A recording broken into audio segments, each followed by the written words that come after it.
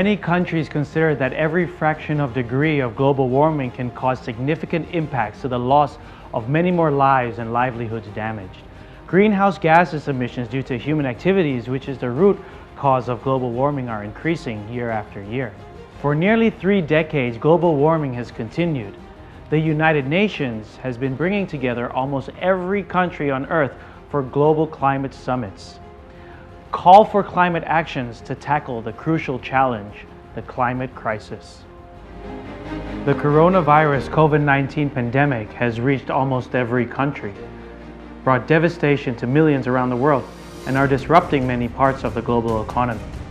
Governments, including our own, have stepped up to protect lives and livelihoods. However, climate change has continued, and it ultimately threatens life on Earth. Since the Paris Agreement was entered into force, economic and social transformation are required to tackle the climate crisis and limit the rising global temperature to well below 2 degrees, aiming for 1.5 degrees compared to the pre-industrial levels. สวัสดีครับ Distinguished participants, ladies and gentlemen, as our world is at a critical time, decisions and immediate actions can either put us back on track to limit climate change or meet the goals of the Paris Agreement. Today, we are here in the UK COP26 business leaders to share vision and experiences on net zero emissions transformation. The online session is a part of Thailand's new initiative, the Climate Action Leaders Forum, a novel forum of leaders sharing and discussion on climate action, net zero emissions, and sustainable development goals by Thailand's Greenhouse Gas Management Organization, or TGO. As every business would be either a direct or indirect cause of climate change, immediate actions of the sector would be necessary in order to reach the net zero emission target. Therefore, the session is to provide Thailand's climate leaders' perspective of policy and non-state actors on ambitious vision for an endeavor on transformative actions of non-state actors to a carbon neutrality with honorable speakers. Mr. Supachai Jirawanont, CEO of Dharan Pokpan Group, Dr. Kongrapan Intarajek, CEO of PTT Global Chemical Public Company Limited, Mr. Dan Pathomwanit, CEO of NR Instant Produce Public Company Limited, and the most important sector, energy, which is a key driver of industrial growth, Mr. Bunyanit Wongrakmit, Governor of Electricity Generating Authority of Thailand, key agency on driving greenhouse gas emission reduction in Thailand towards sustainable low-carbon economy and society. Mr. Kiachai Maitri Wong, Executive Director, Thailand's Greenhouse Gas Management Organization. Dr. Natharika Wayupap Nitipon, Deputy Executive Director, TGO, and she's also a Project Manager of Climate Action Leaders Forum. And our Highlight Thailand's Leaders Climate Talk by Minister of Natural Resources and Environment, the Royal Thai Government, His Excellency, Mr. Warawut Silapa Asha. This session will bring you to take holistic actions together with Thailand's climate leaders' perspective to share business models and valuable low-carbon businesses, to show climate actions, best practices and lessons learned, to identify corporate targets and the direction of the future, and to take this chance for the legacy of 2021 momentum to keep 1.5 degrees alive. Find out more about the Climate Actions Leaders Forum and business actions. Let's act now and let's act together.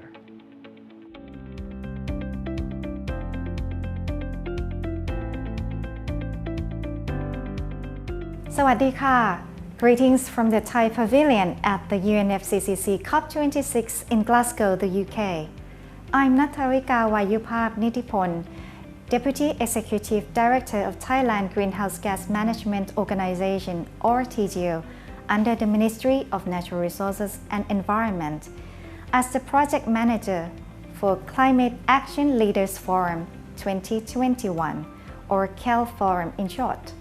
This project was initiated by TGO's Climate Action Academy since December 2020, but delayed on its commencement due to the COVID-19 pandemic in Thailand. may I introduce to you the highlight of the CAL Forum of its first batch that we invited leaders from the policy side, government sector, private sector, academic sector, international organization, the media sector, and independent organizations to join, not more than 50 people by invitation only. Because we realize the influence and roles of the leaders who are the policymakers of their organizations or at the ministerial level or at the national level. Therefore, firstly, I would like to highlight that this CAL Forum project, we are not inviting leaders to be in a lecturing room nor the executive training course, but we invite the leaders to brainstorm and exchange their views and experiences from different sectors, that they have their vision and policy on how they are taking climate actions in response to the climate emergency. What are their climate response policy and targets in the future? And to further discuss their views on what kind of supportive measures that the country will need to be enhanced. For instance, role of the carbon tax, the regulated measures on carbon trade. Do we need it? The carbon trading, the greenhouse gas reporting system, technological development and transfer, the climate finance, role of the bank and private investment, capacity building and education for the youth, and etc.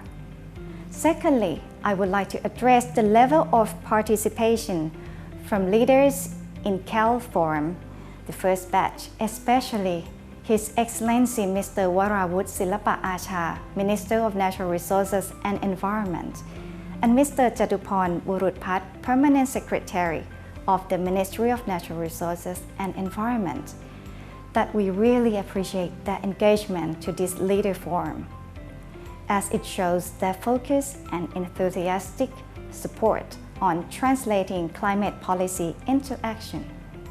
Moreover, I would like to address about our 49 leaders in the CAL Forum. We have 16 leaders from the government sector, 15 leaders from the leading business sector, 1 leader from the policy sector, 3 leaders from the media sector, 3 professors from 2 leading universities, 8 leaders from independent organizations, and 3 leaders from international organizations including the UNFCCC, the UNDP, and the UN Environment Programme.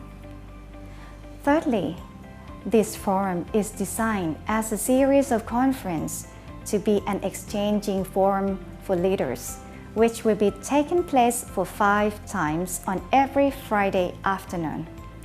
This forum will be commenced on the 3rd of December 2021 until 14 January 2022.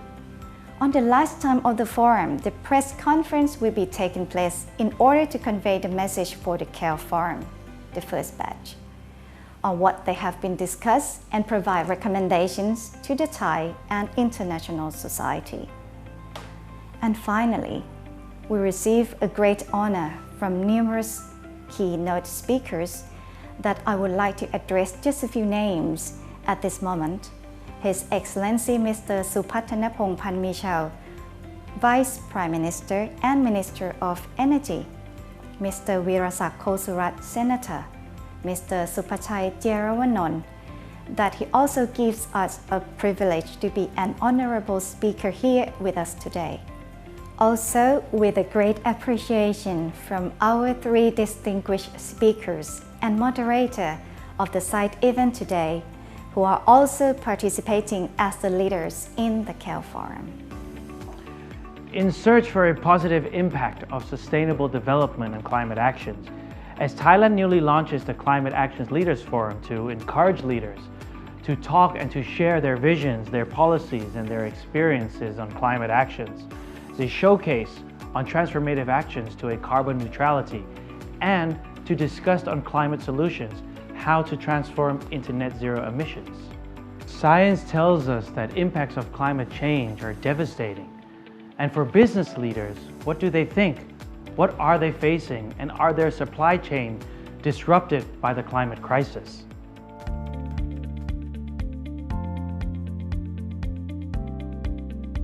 Again, the CP Group have the belief and also the awareness and the urgency of how the industry we are in, and also how the consumer people around the world are consuming the resources, natural resources, and for that, the way we are consuming the natural resources is not sustainable. So related to our business, for example, the corn productions in Thailand or the demand for the corn production in Thailand. Back 30 years ago, it's only 1 million tons per year. But nowadays, we consume up to 8 million tons a year, while the resource for our agro business, the natural, the raw materials that we are consuming for our feed meal production, the price of the corns and barley are rising. So that's tell us two things. One is that we are consuming so much more than before with the increasing populations. At the same time, we are wasting more than before in terms of our consumption and the way our economy are running, producing the carbon footprint and producing the waste, and in the rate that is not replenishable by the natural absorptions of the world.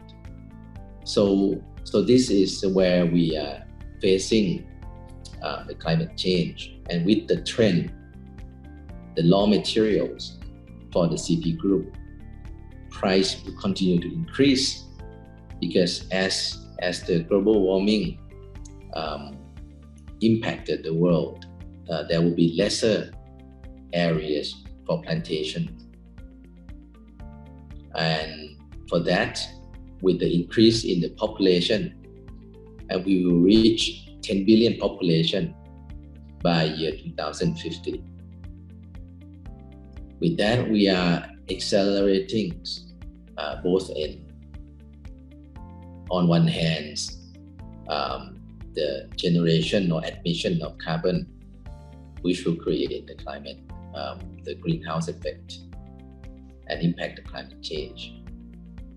On the other hand, we are generating waste, a lot of waste.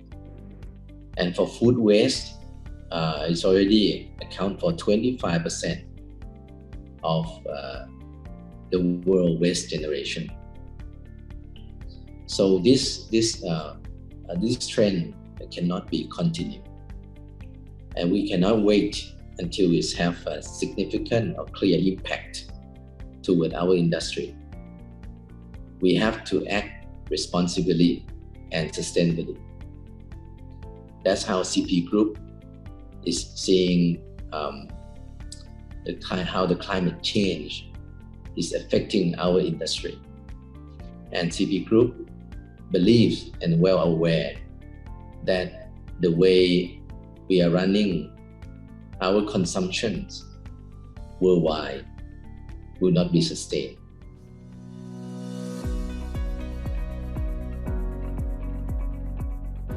Throughout the history of our lives and our businesses, there have been many adversaries, many difficulties, many hurdles that we had to face, just like economic downturn, all this disruption, the pandemic that we are facing right now, and climate change. And we have to adjust ourselves, not just to be reactive, but rather proactive. We should take the forefront and make this change, take control of this change and come out better.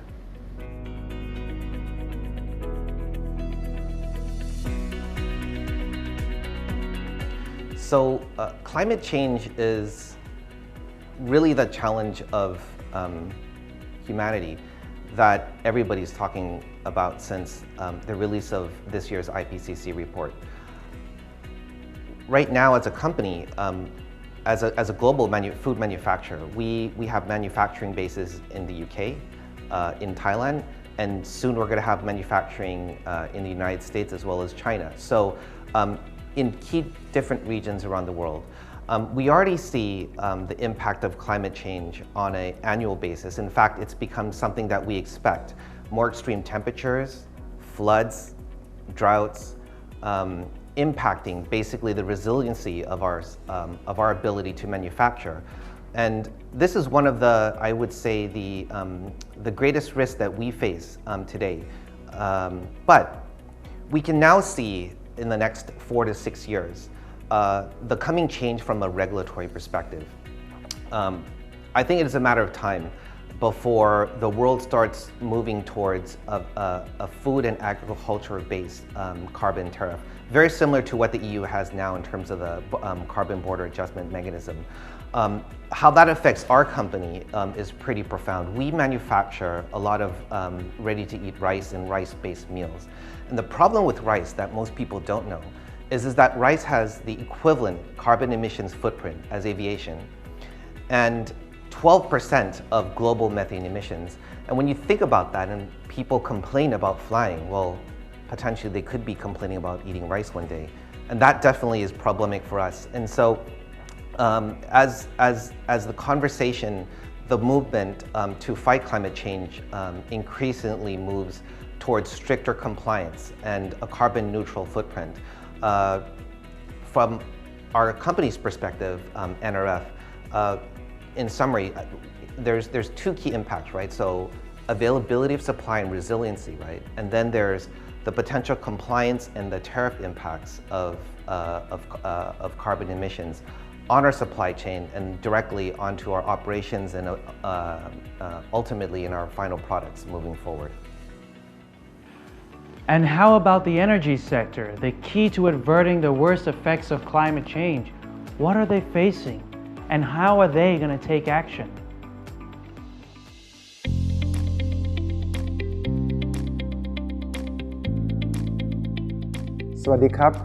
Distinguished guests, ladies and gentlemen, ECAD is Thailand's leading state-owned power utility responsible for electric power generation and transmission for the whole country as well as bulk electric energy sales. We are the largest power producer in Thailand with installed capacity of 16,037 megawatts. As we know, the energy sector is the largest emitter, covering over 70% of the national greenhouse gas emissions, while ECAD has generated around 10% share of the whole country's emissions. So, in the midst of energy transition, we are pushing ahead with multi-dimensional strategies such as technology, policy, and market mechanism to ensure sustainable energy development, seamless transition, and energy security in the future. The world is moving towards net zero emissions within 2050 to avoid the irreversible loss of fragile ecosystems. Therefore, we have to reduce our emissions rapidly by means of using high-efficient technologies and increasing the share of renewable energy in the generation mix to shift from fossil-based to zero carbon power generation. However, there are some limitations of renewable energy, especially solar power, which is available only during the day. So power from the main grid is still needed at night. To deal with the limitations, ECAT has been focusing on hybrid system that combines floating solar with hydropower controlled by energy management system to enhance generation efficiency. The pilot project has been developed at Silinthorn Dam with a generating capacity of 45 megawatt, which is considered the world's largest hydro-floating solar hybrid project. The conceptual design of this project is to utilize existing grid facility and avoid the use of agricultural land by using 72 hectares of water surface of the dam instead. In the next 5 years, ECAT will continue to expand this hybrid project to other ECAT dams nationwide with a total capacity of 2,725 megawatt by applying innovative hybrid system with battery to enhance renewable energy security. Not only adjusting fuel mix for electricity generation to accelerate decarbonization, but ECAT is also preparing RE forecast and control centers to deal with renewable energy integration and avoid fluctuation in the power system. Moreover, ECAT has been taking action on greenhouse gas management since 2007, and we participate in COP conference as one of the delegates from Thailand every year. For the previous year, we play a part in mitigating greenhouse gas reduction of over 8 million tons of CO2, equivalent to 3 national mitigation measures: electricity generation from natural renewable energy, energy efficiency improvement in thermal power plants, energy efficiency standard labeling for electric devices to solve climate change. Besides, ECAT has continuously implemented demand-side management to avoid generating more CO2 emissions. For example, we have promoted and subsidized energy efficiency projects, especially energy efficiency label since 1994, which contributed to CO2 reduction of more than 18 million tons so far. For the last few years, we have intensified our efforts on making consumers use the electricity more efficiently through smart energy platforms, Green Learning Society, and Green Energy Alliance. Businesses have always faced disruption. Climate change poses large and real risks to businesses around the world. And by the way, it is not too late to stem the tide. This will require fundamental transformations in all aspects of society. So, what are the actions and how can we transform our business to limit the rise in global temperatures? So many people have asked me, what does NRF actually stand for? NRF stands for Nature Regenerative Foods, and it goes back to our core mission, our purpose, which is how can we decarbonize the world through food system transformation? And it is a very important issue, especially as a global corporate actor. The issue of climate change has affected the world, including our company, in many profound ways. We can see within the next 5 to 10 years the need for the entire food system to change. And it is a change that will affect not just companies such as us, but more importantly, our producers or our farmers within our supply chain. They are the most in immediate danger, as well as they're the group of the population that serves, it's 1 billion people within the workforce around the world. And so how can they do this sustainably?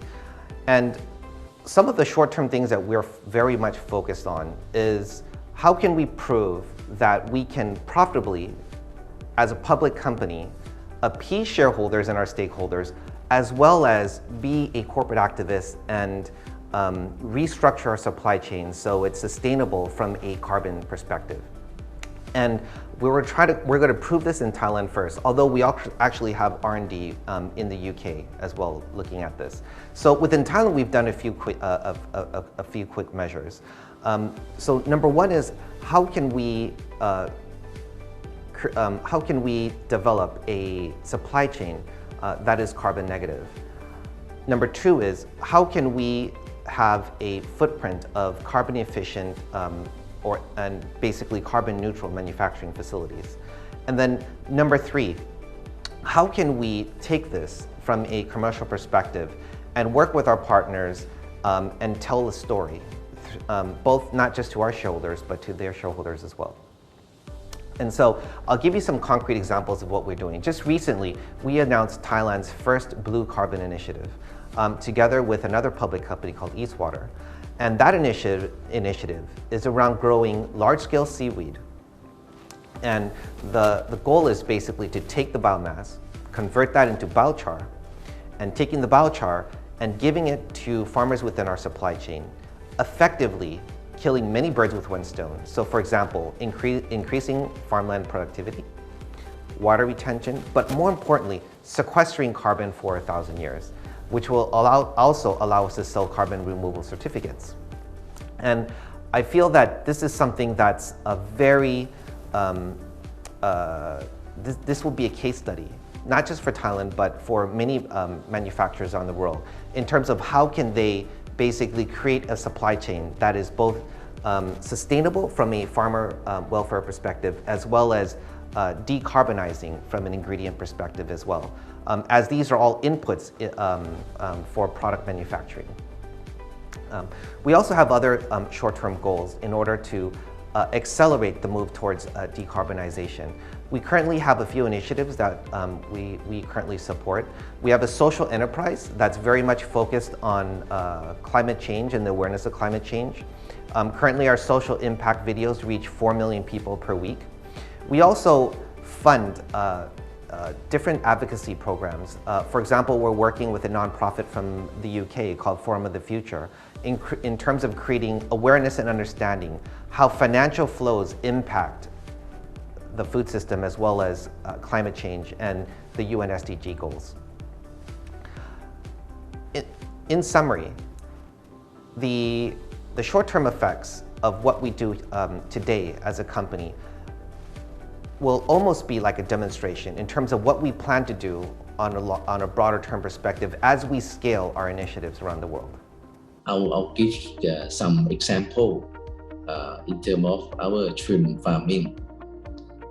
As each Celsius temperature rise, the productivity of the shrimp farming actually decrease, and it's also encouraging more and new type of diseases that we never faced before.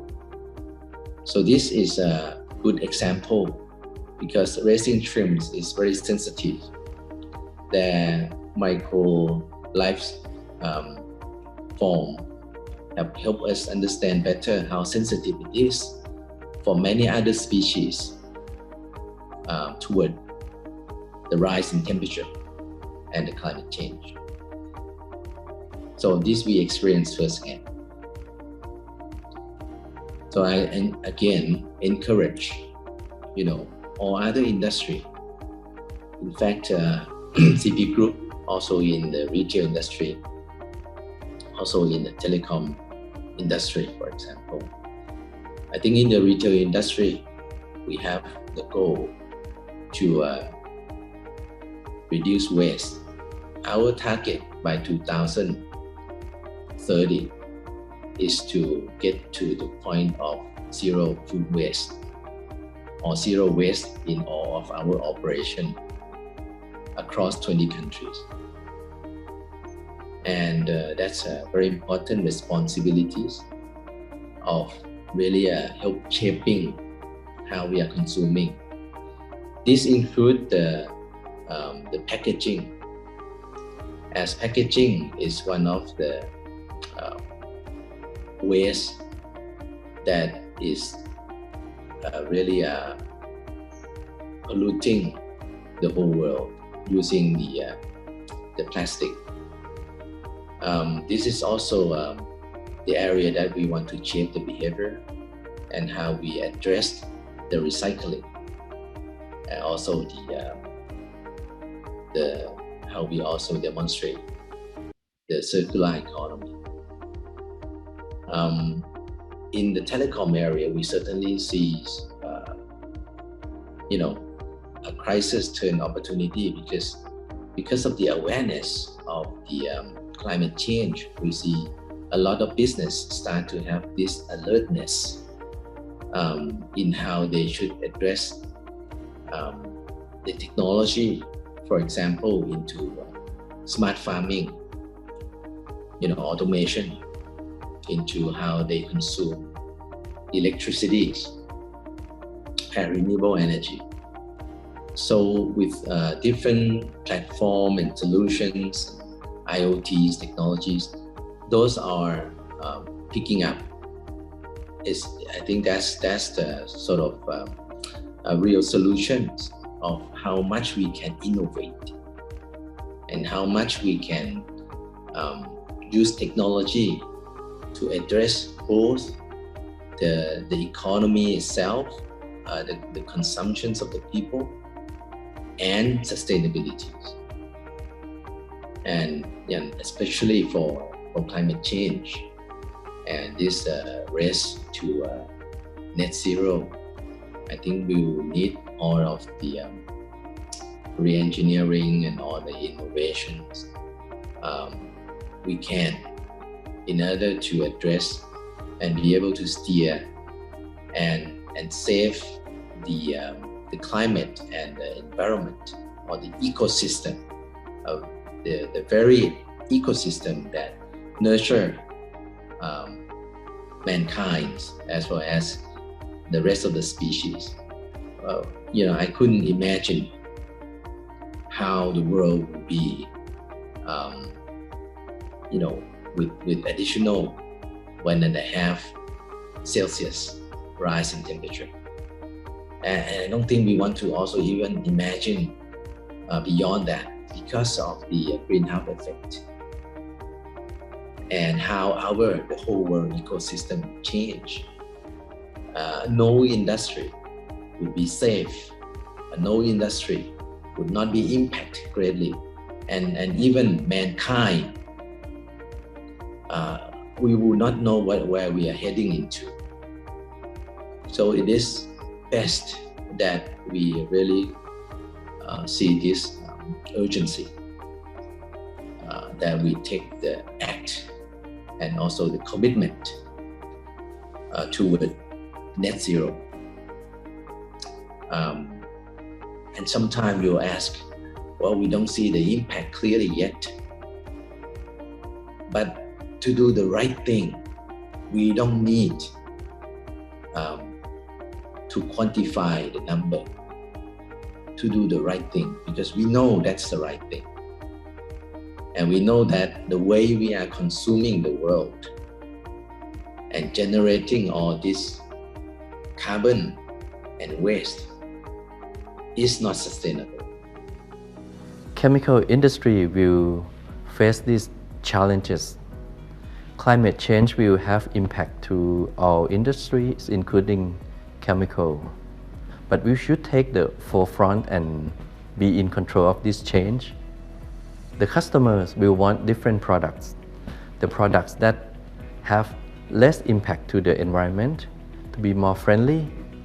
All the supply chain will be impacted. So as I mentioned, we should take this leading role to make these changes. At GC, we have always believed that there is balance between business growth and business outcome and sustainability. We have always been practicing the concept of circular economy in the way of doing business, the way we run our production and everything that we do. As climate change is the greatest threat to global economy, which requires ambition to take holistic actions from different sectors, non-state actors can play a crucial role in transforming to net zero economy. Lessons from the COVID-19 crisis has transformed the world as uncertainties have multiplied. Businesses, must move forward to adapt into the next normal. In the same time, climate change has continued and become the biggest threat to humanity. Business is at a strategic inflection point. Climate crisis is going to shift business model and societal values. That requires leaders' perspective and ambitious vision to move forward into the net zero economy era.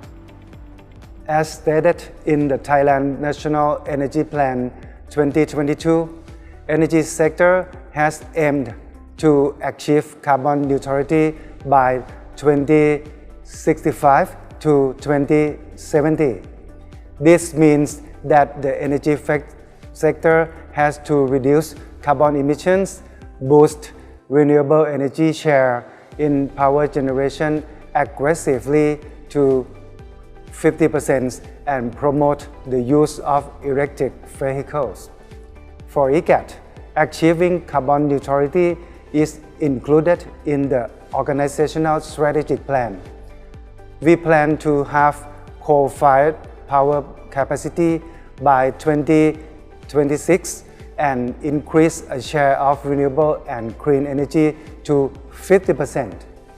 Although the rapid growth of renewables increases the complexity of the power system due to the uncertain amount of electricity generated from renewable energy. It opens up opportunities for grid modernization, which will support the growth and security of the power system. ICAT has implemented grid modernization plan by focusing on 6 key areas. The first priority is renewable energy forecast center, which is now in operation. Secondly, the improvement of power plant flexibility is needed to quickly start the generation and timely increase the generating output in response to the solar and wind generation availability. Meanwhile, digital substation is one of the key systems which communicate real-time data to the control center for system stability. Another key component is demand response control center to help solve peak demand issues and grid congestions. Moreover, battery energy storage system will become a crucial part of the power grid for the stability and reliability of the system. Lastly, virtual power plant will play an important role in the next generation of power grid as an effective option to aggregate and optimize the use of distributed energy resources. For the future technology, we put effort into the research and development of electric power innovations such as hydrogen fuel cell and carbon capture utilization and storage, which will be combined with existing fossil-based power plants. To support the offsetting measures, ICAT has continuously focused on demand-side management. Not only we promote energy efficiency projects, but we also support EV transformation by developing the infrastructure such as EV charging station, home charger, mobile application, and platform. Besides, ICAT has implemented the forest plantation and restoration project to serve as the carbon sequestration, covering conservation forest and mangrove forest. ICAT and our partners have employed local people to plant and nourish millions of trees. We are aiming to increase green area for Thai people under the concept of Forest for All. Currently, ICAT's reforestation project covers an area of 75,000 hectares and will expand to additional 160,000 hectares in the next 10 years. This will contribute to carbon sequestration for the first 20 years of 30 million tons of carbon dioxide equivalent. The IGAD's reforestation project will contribute to a richer ecosystem, a more secure environment, and better community well-being, represented by 200 to 400% social return on investment for the whole forest life cycle. Apart from mitigation actions, we also give importance to climate change adaptation through the implementation of community, society, and environmental development projects such as the Biological Way of Life for Sustainable Development project. Last but not least, it must be recognized that tackling climate change is everyone's responsibility. With the same goal to reach net zero emissions within the half century, IGAD has networks of alliances to work together with. They are RE100 Thailand, Carbon Market Club, and Thailand Carbon Neutral Network. Finally, we will continue to work hard to secure the power system of the whole country and prepare for energy transition to achieve the Sustainable Development Goals and carbon neutrality for the world and all of us. As stated in IGAD's vision, innovate power solutions for a better life. Thank you.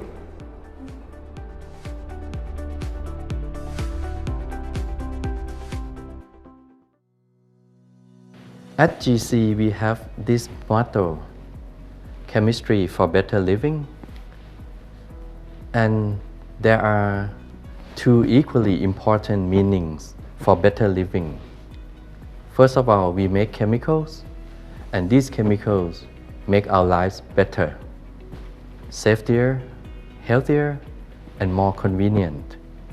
But at the same time, the processes of creating or making these chemicals have to be aligned with better living. It has to be safe and environmental friendly. So now we have committed to net zero by 2050.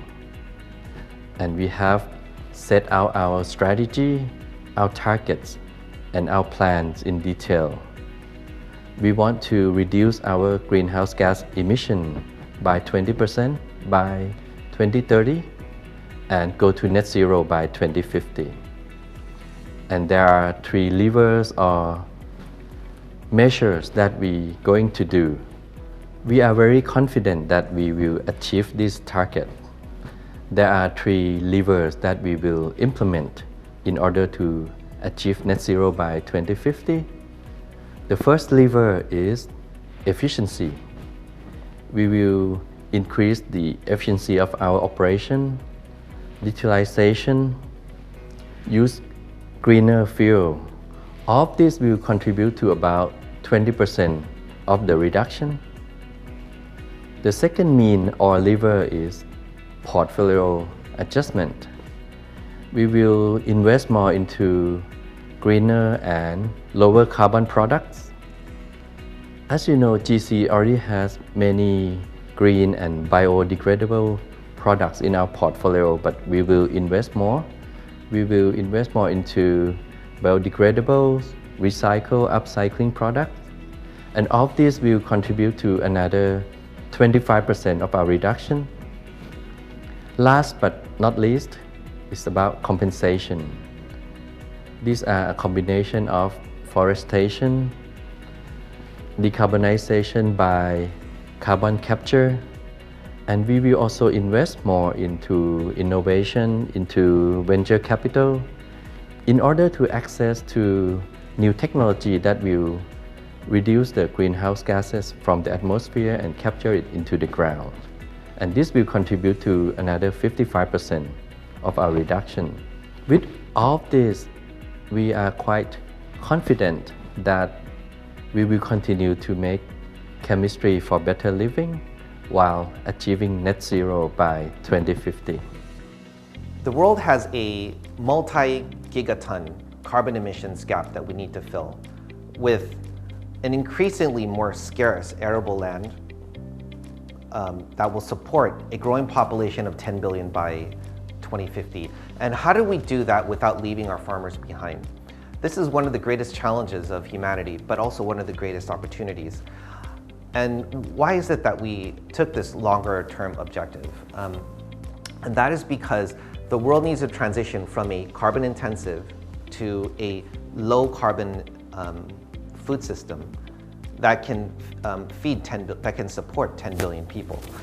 Alternative proteins or plant-based foods is one of those key solutions.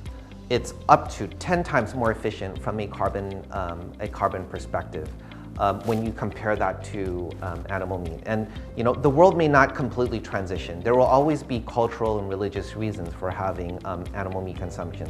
But to the extent that we can, the world does need to transition to plant-based food, which is why our business model at NRF is predicated around 3 key pillars. So the first pillar is around being a leading co-manufacturer for plant-based foods and alternative proteins. Our strategy is to build production facilities in key regions around the world, also making it, from a transport perspective, carbon efficient. But more importantly, is to have facilities that are carbon neutral and as efficient as possible from a power perspective, and closest to its supply chain. Number 2, having products and ingredients that are decarbonizing in itself. And that in itself is a competitive strategy, not just for us, but for our clients who we manufacture products for.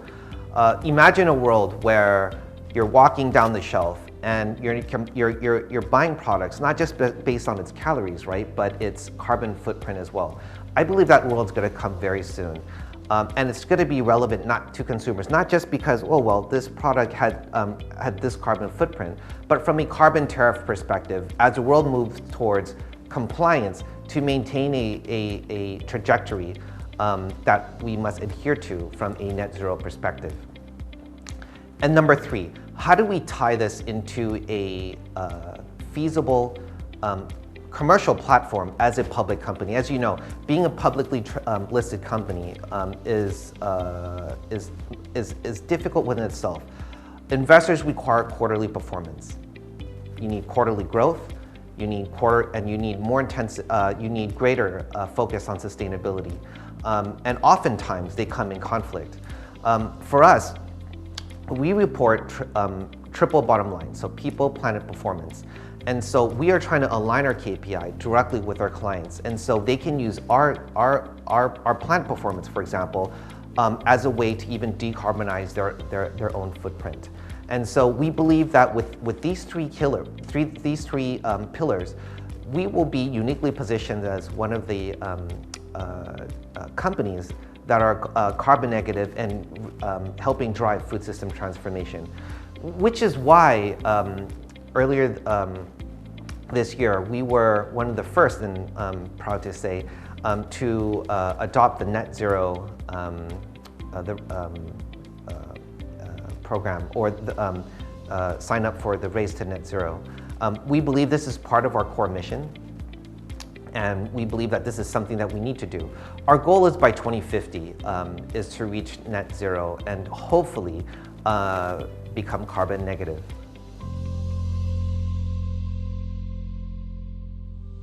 As a UNGC lead member, CP Group have set our goals toward net zero by year 2030.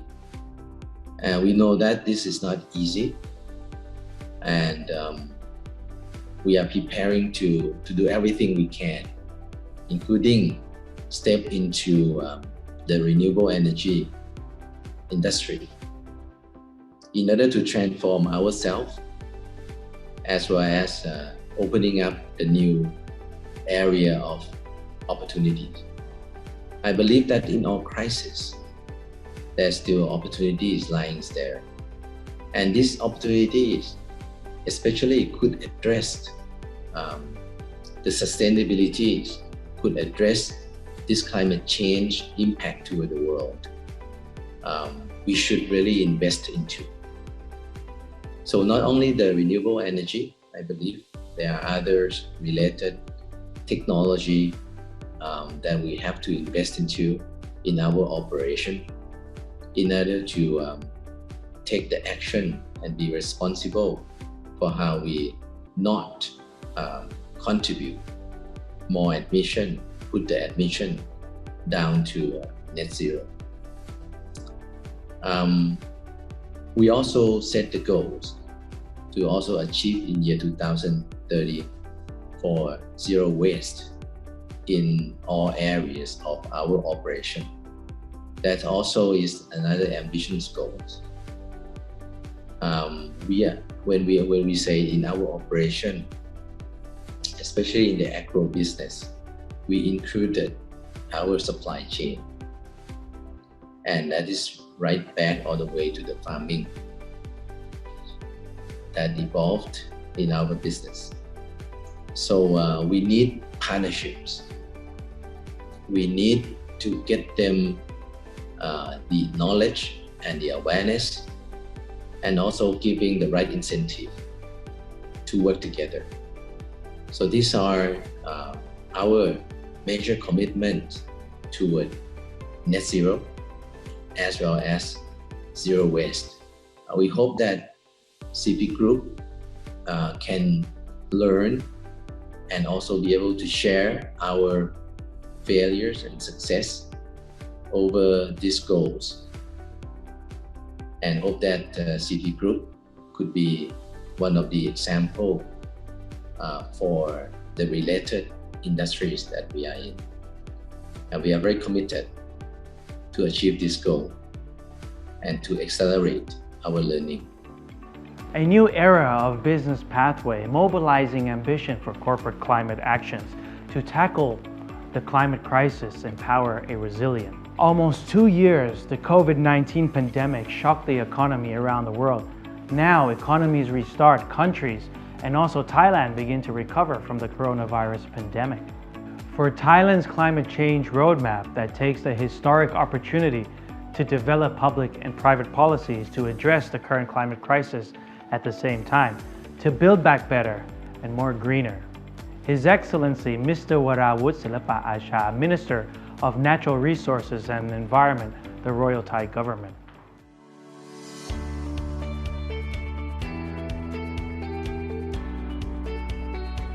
Distinguished participants, ladies and gentlemen, Swadee Krab. It is my great pleasure to join you all here in the Thai Pavilion at UNFCCC COP26. I sincerely believe that we are here with the inspiration to turn the climate crisis, before reaching the point of no return, into an opportunity to create a healthier, greener and cleaner planet, which we will be benefited from. Since 2019, the whole world has been unexpectedly attacked by COVID-19 pandemic, which has been exacerbated the ongoing global climate threats. The finding from IPCC indicates a code red for humanity. We thus need to act now, as the clock is ticking every day. Thailand is one of the most vulnerable countries that is already suffering from the adverse impacts of climate change, especially the devastating floods this year, which will probably be followed by withering drought next year. However, I am certain that every cloud has a silver lining. We must seize this opportunity. We can achieve a win-win solution by both dealing with climate change while recovering from COVID-19 pandemic with climate-friendly development. We must find a smooth transition towards the low-carbon economy. But the question is how? The answer would be the innovation, cooperation, and willpower. However, it is clear that governments alone will not be enough. It is also critical for businesses to play to your strengths, both in terms of skill and resources. You could be the crucial part of the solution to this greatest threat of our lifetime. Of course, no single company, industry, or individual can address this crisis alone. It is imperative for governments and businesses to work together if we want to succeed. I am personally passionate about differences each stakeholders could contribute to driving action. The Royal Thai Government has committed to drive the action. We have put our utmost efforts on implementing NAMAs NDC roadmap and sectoral action plans, as well as strengthening climate information services. I am pleased to inform everyone of our pre-2020 achievement of 17% greenhouse gas emission reduction in 2019, which is far beyond our unconditional pledge of 7%. Thailand does not do empty promises. We deliver our words and shall continue to fulfill our promise to the future generations. In this connection, we have to thank our colleagues from the business sector for your cooperation and innovation. Our sincere gratitude is also extended to our partners from the international community on this matter. In addition, we have joined the global community by submitting our first long-term low greenhouse gas emission development strategy, or LTLEDs, to the UNFCCC. In line with the Paris Agreement, we aim to peak the greenhouse gas emission in 2030 with the ambition to move towards the net zero emission as early as possible, confidently within the second half of this century. To achieve these targets, we will be implementing stringent mitigation measures in all sectors, particularly energy and transport. The energy pattern transformation will be promoted under the concept of 4D and 1E, which is decarbonization, digitalization, decentralization, deregulation, and electrification. The proportion of new power plants using renewable energy will increase by at least 50%. The 30 by 30 policy on EVs means 30% of vehicles manufactured in 2030 will be fully electric. Through innovation and energy management technologies, energy efficiency will improve by more than 30%. Energy efficiency and greenhouse gas emission reduction from the transport sector will also be promoted. Furthermore, we have elevated our efforts in strengthening actions for nature-based solutions. Carbon sink and removals will be enhanced through increasing the forest covers in green areas up to 55% of the country. Afforestation and reforestation through various projects by private sector and local communities will be further promoted. Currently, numerous companies, both domestic and multinational, have expressed their intention to engage in afforestation, which will eventually lead to investments in carbon sink and removals in Thailand. Ladies and gentlemen, climate finance is also one of the key success factors. Thailand has been actively engaged in the present international climate finance regime, such as the Global Environment Facility or the Green Climate Fund. The Bank of Thailand, as the central bank, as well as the Minister of Finance, together with other financial institutes, have also been exploring sustainable financial mechanism in order to deal with climate change. Currently, the Bank of Thailand attempts to create a conducive ecosystem for financial institutions to comprehensively internalize climate change risks into their decision-making process. The standardized tools and templates such as financial disclosure, taxonomy, and climate scenario analysis, as well as stress testing that can be used across the industry, have also been further developed. Ladies and gentlemen, no one is immune to the adverse impacts of climate change, and the world cannot be vaccinated against it. Only our commitment to change will save the world. Everyone, and by that I literally mean everyone, has a role to play. The only way we can successfully respond to this lifetime threat is by working together and taking meaningful actions. We can all commit to doing something, no matter how small. I believe that collaboration is a key success factor for enhancing greenhouse gas reductions, creating sustainable growth, and achieving the goals of the Paris Agreement. All of us has come a long way here to Glasgow, hopefully to make a big leap forward in our fight against climate change. There is only one way to move forward. There's no plan B, because there is no planet B. Thank you. ขอบคุณครับ Policy execution is a major key to success. In order to take climate actions, tools, mechanisms, and knowledge transfer are required, and Thailand's Greenhouse Gas Management Organization is a key agency on driving greenhouse gas emission reduction in Thailand towards sustainable low-carbon economy and society. Mr. Kiachai Maitri Wong Executive Director of Thailand's Greenhouse Gas Management Organization.